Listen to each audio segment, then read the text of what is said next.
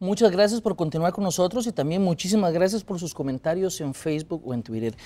¿Es este tema un derecho o una concesión que se le hace al ciudadano por parte del Estado? Don Juan Carlos, ¿usted qué opina? Bueno, uno puede argumentar de que uno tiene el derecho a la vida y que tiene el derecho a proteger a la vida. ¿Y de qué me sirve a mí mi derecho a proteger la vida si se me niegan las herramientas para hacerlo? En este caso, por lo menos mi posición personal es de que efectivamente existe un derecho a la posesión de tener armas como un derecho a la autodefensa. Sin embargo, estoy de acuerdo con don Celso en de que este derecho no está consagrado, por lo menos en la Constitución política, como lo hace en Estados Unidos, y no está consagrado en las leyes. Sin embargo, el problema con este proyecto de ley que está impulsando el Poder Ejecutivo es que no simplemente hace de la posesión de armas una concesión graciosa al Estado, lo hace un privilegio, establece requisitos tan altos y costos tan altos para la posesión de armas que hace que solo una minoría pueda costear y pueda adquirir un arma para defensa propia. Ese es el problema con este proyecto de ley. Definitivamente el acceso a un arma de fuego en este país no constituye un derecho, es una concesión que da el Estado a determinadas personas que cumplen ciertos requisitos. Y precisamente guardándonos esa prerrogativa de resguardar la integridad física de la ciudadanía y la paz de la comunidad costarricense, es que se establecen condiciones y requisitos para entregar el arma de fuego y no a cualquier persona. Nos trasladamos más años atrás y encontramos personas con antecedentes penales muy serios, como delitos contra la propiedad, narcotráfico, secuestro, violencia doméstica, con permisos de portación al día. Bueno, evidentemente esto representa una contradicción sobre quiénes son las personas a las cuales queremos armar, y pareciera ser que en su momento estuvimos armando a las personas incorrectas. Bueno, ya la ley ya la ley actual cuenta con mecanismos para que a esas personas que cuentan con antecedentes penales se les quiten entonces esos permisos de ley. No hace falta pasar nueva legislación con requisitos más estrictos. Y vea lo que me preocupa de este proyecto de ley. Uno de los requisitos nuevos que se están incorporando para la aportación de armas, para el permiso para aportar armas, es de que uno debe demostrar de manera fehaciente, así dice el articulado, uno debe mostrar de manera fehaciente de que la vida de uno peligra y que por lo tanto necesita un arma para autodefensa. ¿Cómo puede demostrar a uno de que la vida de uno peligra? ¿Acaso que los criminales, acaso que los cacos mandan un email o lo taguean a uno en Facebook diciendo de que lo van a atacar? Sinceramente esto añade un grado de discrecionalidad a la autoridad pública, discrecionalidad al gobierno para decir usted sí, usted no. Y esto lo que va a resultar es que muy poca gente pueda contar con una herramienta para poder defenderse. Necesitamos fundamentalmente un grado de discrecionalidad para decir a usted sí o a usted no. Esto porque definitivamente las experiencias del pasado nos han arrojado como conclusión que le hemos entregado armas de fuego a las personas equivocadas e incorrectas. Si en efecto este es un proyecto que está en la corriente legislativa, que puede ser sujeto de reformas y de mejoras a lo que es el producto final, en donde pues lo que promueve el gobierno es una restricción a esa tenencia legal de las armas, a una exigencia de mayores requisitos y consagrar legalmente esa situación. Para mí, en el caso personal, yo consideraría que incluso debería ir más allá, aumentando la penalidad a la tenencia ilegal del arma de fuego sin ningún tipo de permiso y también restringiendo la posibilidad de las personas con antecedentes policiales, ni siquiera con sentencias judiciales, a la tenencia de armas de fuego. Esto en aras del resguardo de la integridad física de los que interactúan con él. Vea qué interesante, pero el proyecto de ley no incorpora nada sobre los antecedentes policiales, que es una de las banderas que ha tenido don Celso, de negarle el permiso de armas, de portar armas y de tenencia de armas a la gente que tiene antecedentes policiales. Bueno, eso no está en el proyecto de ley. Entonces, ¿en qué quedamos? Yo le pregunto a don Celso, bueno, si en verdad el darle permiso de tenencia de armas y de portación de armas a individuos, a civiles, ha resultado en un problema, ¿cuentan ustedes con estadísticas fehacientes de qué porcentaje de los delitos que se cometen en Costa Rica son cometidos con armas debidamente registradas o con los permisos al día? Eso es interesante, porque el gobierno se ha negado por todas partes a brindar esa información. El año pasado, el viceministro de la Paz, que se niega a debatir este proyecto de ley a pesar de ser su principal impulsor, sacó esta noticia diciendo que el 55% de los delitos que se cometen en Costa Rica se cometen con armas debidamente registradas. Cuando le pregunté por la fuente de ese dato, me llevó a un estudio que ellos publicaron, el viceministerio de la Paz. Leí el estudio, por ninguna parte me permanece ese dato. Publiqué varios artículos en La Nación pidiéndole al viceministro de la Paz que mencionara de dónde estaba sacando esta cifra, no lo hace. Entonces, yo quiero saber de dónde está el gobierno sacando de que la tenencia legal de armas es un problema y que ayuda al crimen. Bueno, precisamente algunos de los expertos en seguridad que hoy manejan las políticas públicas del país han recomendado expresamente y públicamente la restricción total y absoluta de la tenencia de armas. En algún momento, en el mismo periódico La Nación, el director del OIJ, don Francisco Segura, dice que si se eliminan totalmente las armas de fuego, se eliminaría un altísimo porcentaje de los homicidios. Bueno, esas son las razones de peso que imperan y que permean el criterio del legislador para que tome determinadas decisiones. Son los expertos que manejan las políticas de seguridad del país.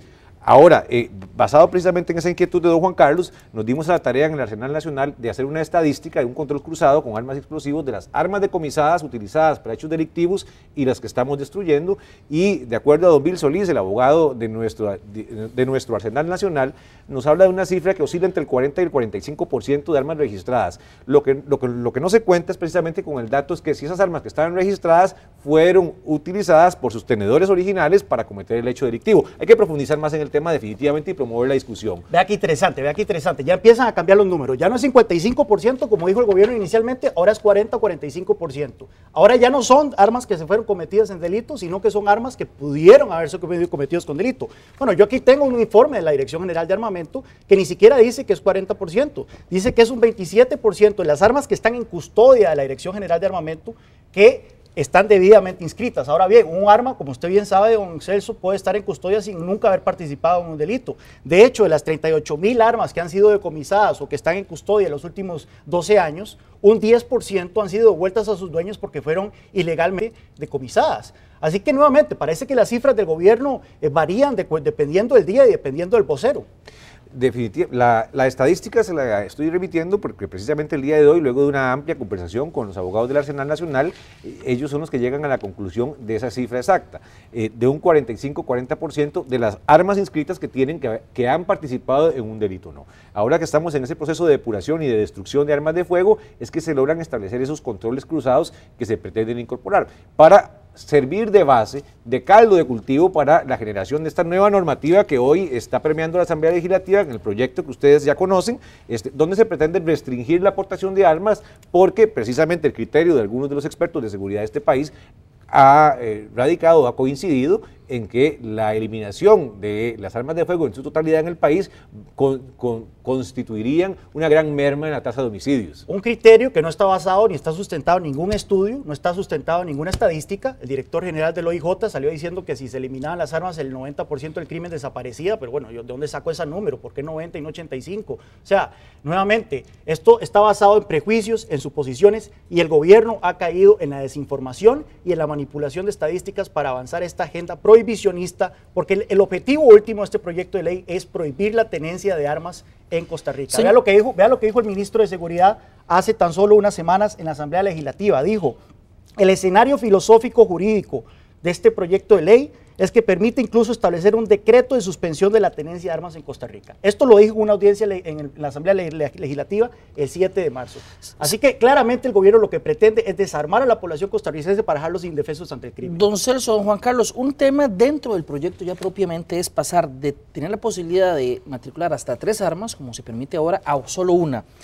¿Una sola arma no es suficiente para defenderse? Se plantearían algunos. Bueno, es que eso tiene diversos problemas. Primero que todo, ¿qué hace que una persona que es completamente honesta, que es completamente respetuosa de la ley, de repente porque le dan 2 armas se vuelva loca y de repente empieza a cometer crímenes? Nuevamente, se está partiendo del supuesto de que la tenencia legal de armas lleva al crimen y el gobierno no ha logrado o no ha podido demostrar que ese sea el caso. Segundo, hay razones muy de peso para pensar que una arma no es suficiente. Veamos un ejemplo particular.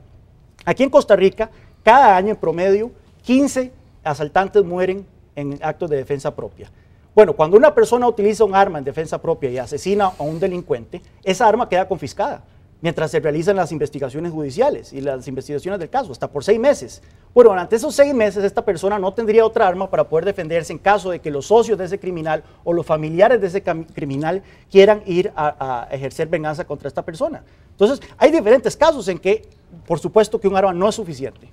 Hay medidas que pueden contrarrestar lo que dice don Juan Carlos. Definitivamente ya entró en vigencia hace varios años la Ley de Protección de Víctimas y Testigos y demás intervinientes del proceso penal, en donde le garantiza a la víctima mecanismos de protección que puedan garantizar el resguardo de su integridad física sin necesidad de recurrir a armas de fuego si nos encontramos en un supuesto como el que don Juan Carlos menciona, en donde se decomisa el arma para ser analizada, para ser investigada y para ser objeto de pericias. Son ejemplos que se pueden contrarrestar con otros ejemplos. El tema fundamental acá es, bueno, ¿por qué se decanta el legislador por una arma y no por 3 armas? Actualmente le voy a explicar, don Rodolfo y don Juan Carlos, se pueden matricular no solo 3 armas, se pueden matricular más armas todavía. El objeto aquí es la portación. Lo que permite la ley es portar hasta 3 armas como máximo. Lo que está restringiendo el proyecto es no portar más de un arma de fuego y restringir ciertos lugares para su uso como restaurantes y otros sitios de aglomeración de personas. Pero vea qué interesante, la ley establece que los viceministros y los ministros sí pueden tener acceso hasta 3 armas del Arsenal Nacional para su propia defensa. Entonces, ¿cómo decir? Si un arma no es suficiente, ¿por qué no se aplica esa misma lógica a los funcionarios del Estado? Que aparte de la seguridad que cuentan por su rango, se les está dando 3 armas del Arsenal Nacional para defensa propia. Son argumentos que precisamente son válidos. Hay personas que tienen por su labor, por la función que desempeñan, una mayor exposición a hechos delictivos cometidos con armas de fuego. En el caso personal, en el 14 de mayo del año 2009 fue objeto de un atentado con arma de fuego, ¿verdad? Hay distintas personas que por el trabajo que desempeñan, por el rol que hacen en la sociedad, se ven expuestos a cualquier tipo de amenazas. Son más vulnerables. Igual el empresario. Eso tiene que ser delimitado. Y eso se puede acreditar. El empresario igual, las personas que sacan dinero del banco. Sí, estamos en esa gradación, pero así lo ha ponderado el legislador y así ha quedado en el proyecto. La gran ventaja que se tiene es que es un proyecto que está en discusión y inician foros de su discusión para determinar su aprobación o no. Señores, vean, vamos a hacer una pausa comercial en este momento, pero voy a poner una pregunta en el tintero para que vayamos meditándola para después. En México es un país altamente restrictivo en materia de tenencia de armas y es un lugar peligroso. Japón es un lugar altamente restrictivo y es seguro, muy seguro. ¿Qué pasa? Porque los dos son realmente restrictivos. Vamos a una pausa comercial y ya volvemos con esta y otros puntos acerca de este tema. Lo invitamos a que siga opinando en nuestra página de Facebook.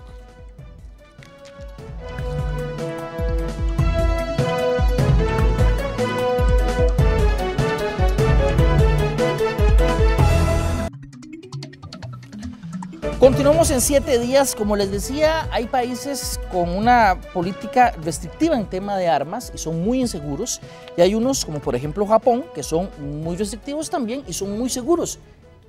¿Cómo se explica uno esta situación? Bueno, definitivamente tiene que ver mucho la cultura, tiene que ver mucho las instituciones de un país. Usted mencionó, por ejemplo, México. México solo cuenta con una sola armería en todo el país. Es sumamente restrictivo y no hace falta ver mucho las noticias para saber que es un país que está siendo azotado por la violencia. Por otro lado, tenemos países como Suiza, en donde a cada adulto se le requiere tener un rifle de asalto en su casa por cuestiones de la milicia, y sin embargo es uno de los países más seguros de Europa. También tenemos otros países que prohíben absolutamente las armas, como Japón, y también cuentan con tasas de criminalidad muy bajas. No existe mayor relación entre la dureza de las leyes de armas y la tasa de criminalidad cuando uno hace estas comparaciones entre países. Pero lo que sí podemos ver cuando se ven los análisis a través del tiempo, es que cuando usted endurece las leyes contra las armas, de posesión de armas, como pretende este proyecto de ley de la administración Chinchilla, los que terminan cumpliendo la ley son la gente honesta, la gente honrada, la gente que cumple la ley, mientras que los criminales nunca van a hacer caso a todos estos nuevos requisitos, a todos estos nuevos costos que está incorporando esta ley. Esta ley lo que pretende es desarmar a los civiles frente a un crimen que seguirá armado, porque esa es precisamente su naturaleza. Y obliga definitivamente a las autoridades de investigación a mejorar sus destrezas investigativas para controlar el tráfico ilícito del arma, que en una gran parte, una gran cantidad, entran de manera lícita al país, pero de una forma gris, oscura, se transforman en ilícitas y terminan en manos de personas equivocadas. Este es el gran dilema, y precisamente el trasiego de armas debe ser investigado a mayor profundidad dentro del país para poder parar este flagelo. Como ya hemos visto, la estadística habla de un 45% de armas debidamente inscritas, hay un 55% que entraron de otra forma. Lo ideal sería mejorar la estrategia de investigación criminal para poder determinar la procedencia de las armas de fuego, y para eso el nuevo proyecto incorpora algunos elementos importantes, sobre todo con el tema de munición también, el marcaje de la munición, que permitirá a las autoridades que hacen investigación tener un un arcoíris más amplio, no la respuesta definitiva sobre lo que puede ser la solución de un caso o no. Nuevamente, don Celso, esa estadística del 45%, hasta que me enseñe el documento que la sustenta, yo no se la voy a comprar. Aquí este documento, este informe de la Dirección General de Armamento dice que es un 27% de las armas debidamente inscritas. ¿Y cuántas pertenecen al Estado? Vea, aquí hay una serie de noticias de los últimos años de cómo al Estado le roban cientos, si no miles de armas. Y esas armas terminan necesariamente en el mercado negro. Hablamos no solo de armas ligeras, estamos hablando de armas que son prohibidas, estamos hablando de rifles M16, estamos hablando de granadas, estamos hablando de explosivos. Aquí estoy con varias noticias y estas son las armas que usualmente terminan en la delincuencia. Usted hace presentar de que son los ciudadanos honestos que compran armas y que luego esto terminan en manos de los criminales. Bueno, hasta que ustedes no nos presenten una estadística que demuestre que eso es cierto, no hay por qué entonces atacar a los ciudadanos honestos que recurren a tener un arma porque el gobierno no los puede proteger. Esta es la gran oportunidad de abrir foros, porque definitivamente vamos a tener que aportar más y más insumos para convencer al legislador para que se decante por la aprobación o no del proyecto. Definitivamente las autoridades que estamos promoviendo la aprobación del proyecto 18.050 nos obligaremos, al final decidirá por nosotros, la posibilidad o no de prohibir o de restringir, la tenencia de determinada cantidad. A salir a diferentes foros, se niega a participar en debates. Cuando al ministro Zamora se le invita a defender este proyecto de ley, se niega a participar en debates. Entonces, ¿cómo vamos a tener una discusión informada? ¿Cómo vamos a tener una franca sobre qué medidas se necesitan para controlar el tráfico ilegal de armas, para endurecer algunos requisitos que merecen ser endurecidos para la posesión de armas, si el gobierno se niega a debatir? Bueno. Vea usted, según cifras del mismo gobierno, hay un policía por cada 1000 personas en Costa Rica. Únicamente un policía en todo momento por cada 1000 personas. Definitivamente el Estado no está en capacidad, según cifras del mismo gobierno, según declaraciones del mismo gobierno, el Estado no está en capacidad de defender a la gente. Y lo que pretende este proyecto de ley es desarmar a la gente honesta, no a los criminales. Pero eso usted parte de una premisa incorrecta, porque si la idea es generar actividades de prevención, no solo a través del resguardo armado, en donde la población pueda ser protegida, pueda ser captada por el Estado de una manera diversa. No solo con protección armada, este país va a encontrar la solución a sus problemas de inseguridad. Hemos generado planes de prevención, de capacitación para las comunidades que definitivamente han tenido una muy importante incidencia en la comisión de hechos criminales. No podíamos aseverar que se eliminó la delincuencia por completo, pero sin embargo, hacer esa proporción no sería correcta, porque ese policía se multiplica precisamente con toda la comunidad que está participando con nosotros en los proyectos de prevención que hoy día tienen al país con uno de los mejores índices de seguridad de Latinoamérica. En esto le quiero dar la razón a don Celso. Por ejemplo, el número de homicidios en Costa Rica del 2006 al 2010 aumentó en un 50%. Esto es cuando tuvimos el gobierno de Oscar Arias, que puso a una maestra pensionada de estudios sociales como ministra de Seguridad, diciendo que la criminalidad era una percepción. Bueno, durante todo este tiempo la cantidad de armas registradas ha aumentado en Costa Rica. Ahora llegó la administración Chinchilla, que ha puesto a gente capaz como don Celso al frente de una cartera tan importante. Y bueno, hemos visto que la cantidad de homicidios en Costa Rica ha caído un 25% en los últimos 2 años, de una manera bastante significativa, pero el número de armas registradas continúa aumentando. Entonces vemos que no hay una relación entre la cantidad de armas registradas y la cantidad de homicidios en Costa Rica. Hay relación cuando precisamente vemos la estadística criminal que nos facilita el propio organismo de investigación judicial, en donde el año anterior 313, si no me falla la memoria, 313 personas fueron asesinadas con armas de fuego. Ahora sí, tenemos que empezar a hilar más delgado para tener argumentos de propiedad y decir si son armas utilizadas por la delincuencia, armas ilegales o armas utilizadas por tenedores legales. Lo cierto es que lo que impera en este momento en la corriente legislativa es una corriente restrictiva, en donde no se está cercenando ni prohibiendo la posibilidad al ciudadano de que porte armas de fuego, sino que más bien se está restringiendo y se está siendo más severo con los requisitos para la tenencia. Repito, se le está vedando en este momento las personas que tienen antecedentes policiales por violencia doméstica, por narcotráfico, por robo, no tienen posibilidad de obtener un permiso de deportación, y si lo tienen o si lo obtuvieron en el pasado, no lo estamos renovando. Ya me ha tocado ir unas 14 o 15 veces a la Sala Constitucional este año precisamente a debatir con esas personas, y la Sala Constitucional nos ha dado la razón en el sentido de que, bueno, tenemos la posibilidad de reservarnos el derecho de a qué persona le vamos a otorgar. Señores, voy a pedirle a mi compañero don Cristian Cubillo que ingrese un momento al set de 7 días, porque quería un comentario final de ustedes acerca de este tema. Muchas gracias, don Cristian. ¿Esta arma ya está cargada? Cuidado, me apunta a mí. Este es un juguete para los amigos televidentes es un juguete que compramos esta tarde en una juguetería, en una tienda como muchas hay en el país. Y como ustedes vienen, tiene la misma estructura que lo que sería un rifle de asalto, un fusil de asalto, ¿verdad? Tiene esta munición por acá, que es un pequeño corcho, por decirlo de alguna manera, una especie de estereofón, ¿verdad? Pero tiene todo lo demás, las mismas características de un arma de asalto, ¿verdad? De hecho, vamos a ver si funciona. Ahí va. Resulta que, ¿por qué yo quería poner este tema como punto final?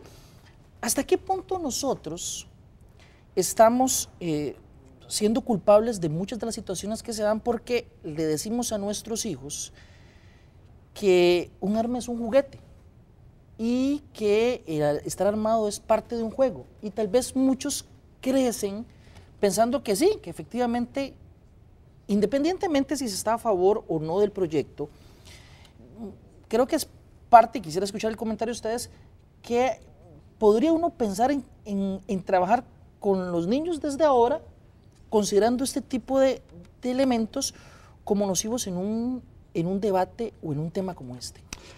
Rodolfo, vea, según el proyecto de ley, eso que usted hizo en la tarde va a ser ilegal. Ahora la venta de armas, de juguetes de arma como van a ser penados con 5 años de cárcel. Y si usted le regala esto a un hijo suyo de 13 años y lo agarran en un parque jugando con esto, su hijo iría a la cárcel o sería detenido y pasaría con este proyecto de ley. Para que vea la clase de adefesio que es este legislativo, que es este proyecto de ley. Y así podemos ver un montón de chambonadas más. Se prohíbe, por ejemplo, la reparación de armas de fuego. Se prohíbe, se requiere que todas las municiones vengan marcadas cuando no se... Eso no los fabricantes de municiones no marcan esto. O sea, esto es un equivalente a la ley de tránsito, cuando hay todo tipo de ocurrencias que luego se van a ver materializadas en muchos contratiempos para muchas personas. Y espero que no les regale esto a ninguno de sus hijos, porque si lo agarran en un parque y aprobada esta ley, van para el PANI. Señores, ya para terminar, voy a dar la oportunidad a don Celso para que se refiera a lo que menciona don Juan Carlos acerca de este juguete y una conclusión final con usted, y pasamos también a una muy breve con usted para darle punto final a este tema. Bueno, más allá de esto, ya hay campañas de prevención precisamente organizadas por el Viceministerio de Paz que preside don Max Loría, por nuestra Oficina de Planes Preventivos de don Iván Dumani, para la no proliferación y no utilización y destrucción de los juguetes bélicos que precisamente representan o introspectan en nuestra juventud que esto es un juguete. Hemos tratado de atemperar la visibilización de las armas de fuego en los programas de televisión y nos hemos opuesto a través de nuestras oficinas a la transmisión de algunos programas en donde se usan armas de fuego constantemente, y eso es lo que está llegando a nuestra juventud. Definitivamente, en cuanto al tema del proyecto, hay una decisión responsable basada en los criterios de los expertos en Costa Rica, en este caso, el propio director del organismo de investigación judicial, que señala muy tajantemente esa reducción criminal si se elimina completamente las armas. Y entonces, don Juan Carlos, son criterios de personas sabedores en el tema, expertos en cuestión, y que han permeado en esa corriente de formación de la ley, de la legislación, y que deberán debatir con los diputados. Rápidamente, opiniones que no están basadas en ningún estudio científico, no están basadas en ningún tipo de documentación que nos garantice que en verdad esas reducciones se van a dar. Se parte del supuesto de que la gente que posee armas legalmente son las causas del crimen y no los criminales. Y lo que va a hacer esta ley es hacer prohibitivo, porque no simplemente se está limitando, sino se está haciendo prohibitivo la tenencia de armas para defensa propia, y esto se va a ver traducido más bien en un mercado negro más alto y eventualmente en un aumento de la delincuencia en Costa Rica. Les agradezco a ambos su presencia en este programa. Esperamos en el futuro retomarlos. Creo que me parece una excelente participación de parte de ambos y que creo que ayuda bastante a que cada uno de los televidentes tenga un criterio pues bastante amplio acerca del tema.